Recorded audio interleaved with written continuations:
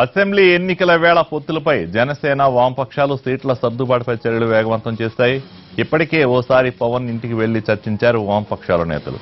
ఇవాళ విశాఖలో మరోసారి సీట్ల సర్దుబాటు అంశంపై చర్చలు జరుగుతున్నాయి. పవన్తో ఇవాళ వామపక్షాల జాతీయ నేతలు సమావేశమయ్యారు. పొత్తులపై చర్చలు జరుగుతున్నాయి.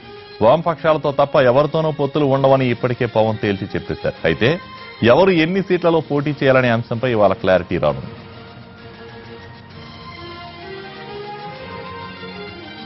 జనసేన వామపక్షాల పొత్తు చర్చలపై పూర్తి వివరాలు మా ప్రతినిధి దినకర్ అందిస్తారు. దినకర్, జనసేన వామపక్షాల మధ్య పొత్తుల చర్చలు ఎంతవరకు వచ్చాయి?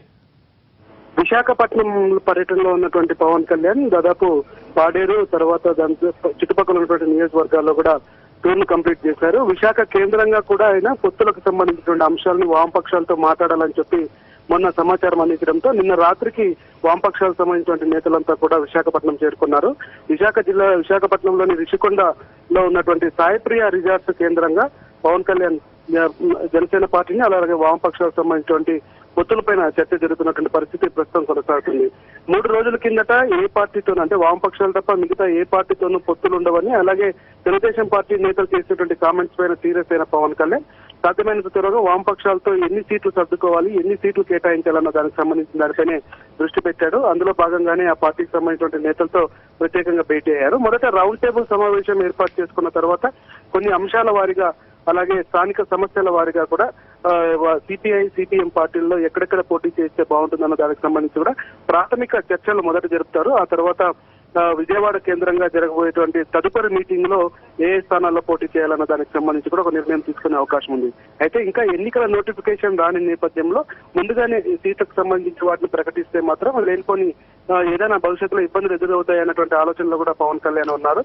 అభ్యర్థులను ఎవరైనా కానీ పార్టీలోకి నుంచి తీసుకునే అవకాశం ఉందనే ఒక ఆందోళన కూడా ఆ పార్టీలో కనిపిస్తుంది. సో 3 పార్టీలు వామపక్షాలు ఉన్నటువంటి 2 పార్టీలు ఆ తర్వాత జనసేన 3 కూడా కలిసి ఫిబ్రవరిలో నోటిఫికేషన్ వచ్చిన తర్వాతనే ఎన్నికలకు సంబంధించినటువంటి అభ్యర్థులు ఆ తర్వాత అభ్యర్థుల స్థానాలను కూడా ఖరారు చేయాలని చెప్పి నిర్ణయం తీసుకున్నాయి.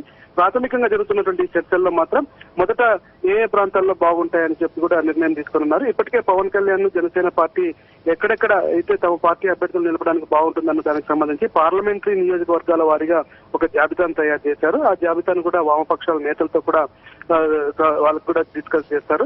ఎక్కడైతే ఆ 2 పార్టీలు బలంగా ఉన్నాయో అక్కడ మద్దతు తీసుకొని జనసేన అభ్యర్థులు నిలబెట్టాలని, ఎక్కడైతే ఈ 2 పార్టీలు బలంగా ఉన్నాయో అక్కడ జనసేన క్యాడర్ మద్దతు తీసుకోవాలని కూడా నిర్ణయం తీసుకున్నారు. దీనికి సంబంధించి మధ్యాహ్నం 3 గంటల పైన ఒక క్లారిటీ వస్తుంది. మరొక ప్రాథమికంగా జరిగే చర్చల తర్వాత కీలకమైన నిర్ణయం మాత్రం ఫిబ్రవరి 2వ వారంలో తీసుకునే అవకాశం అయితే ఉంది. కళ్యాణ్, అయితే దినకర్, అభ్యర్థుల సంగతి అటుంచితే ఎవరికి ఎన్ని సీట్లు అనేది ఎప్పుడు క్లారిటీ వచ్చే అవకాశం ఉందంట? నోటిఫికేషన్ రావడానికి మరికొద్ది రోజులు పట్టే అవకాశం ఉంది. 3 గంటల ప్రాంతంలో ఫిబ్రవరి 3వ వారం ప్రాంతంలో నోటిఫికేషన్ వస్తున్నటువంటి సందర్భం ఉంది కనుక వస్తుందని వార్తలు ఉన్నాయి. నోటిఫికేషన్ వచ్చిన తర్వాతనే ఒక క్లారిటీ వచ్చే అవకాశం ఉంది.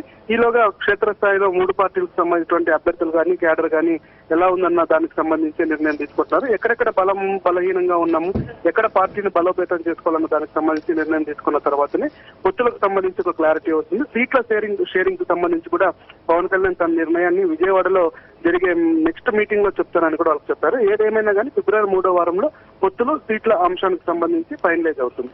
అయితే దినకర్, ఈ మీటింగ్ లో ఈ టీడీపీ నేతల వ్యాఖ్యలు ఏమన్నా ప్రస్తావనకు వచ్చాయంట?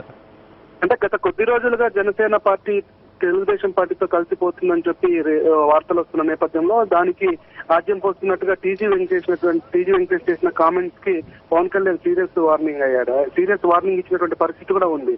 సో ఆ తర్వాత కొద్దిగా వాతావరణం చల్లబడింది.